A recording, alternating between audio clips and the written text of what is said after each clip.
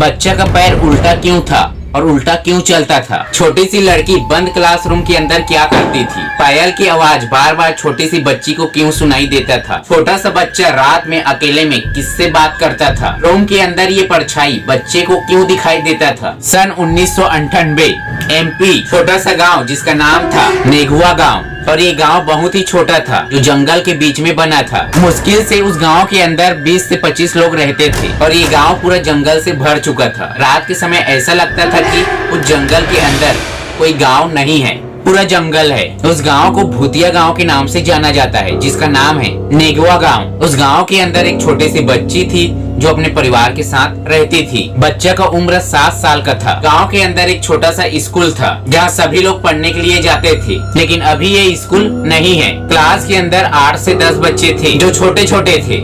एक दिन क्या हुआ, सभी बच्चों का छुट्टी हो गया और सभी बच्चे अपने अपने घर चले गए, लेकिन एक बच्चा वहीं बैठा था। ये अपना घर नहीं गया था। उस क्लासरूम के अंदर कोई भी नहीं था बच्चे के अलावा, लेकिन बच्चा ब्लैक बोर्ड को देख रहा था। वहाँ कोई था जो बच्चे को ही दिखाई दे रहा था। बच्चे को लग रहा था कि ये मेरी मैडम है जो मुझे पढ़ा रही है। उसके बाल लंबे लंबे थे, सफेद सफेद थी, सफेद साड़ी पहनकर पढ़ा रही थी। पायल की आवाज छम छम बज रही थी, लेकिन बच्चे को कुछ भी समझ नहीं आया क्योंकि ये छोटा था, बहुत ही छोटा था। उसे लग रहा था कि ये मेरी मैडम है जो मुझे पढ़ा रही है। क्लासरूम के अंदर बहुत सारे टेबल थे तो धीरे धीरे हिलने लगा था। बच्चा बहुत ज्यादा डर गया था और धीरे धीरे रोने की स्थिति में आ गया था। तो उसी समय स्कूल के चपरासी सभी डोर को ताला लगाते हुए आ रहा था। तो जैसे ही चपरासी उस बच्चे की क्लासरूम के पास पहुंचा तो उसे कुछ आवाज सुनाई दे रहा था। ऐसा लग रहा था उसे उसकी मम्मी आकर उसके पास बैठा है, छोटे से बच्चे के पास, और उससे बात कर रही है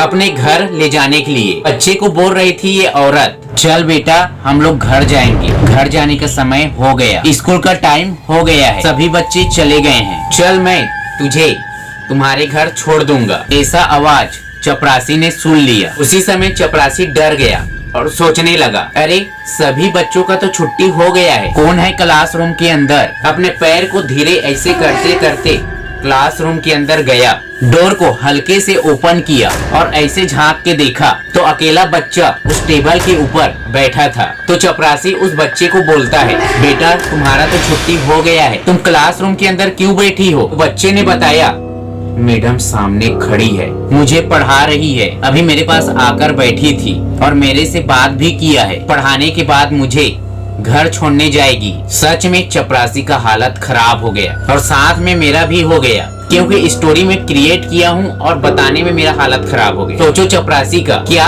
हुआ होगा।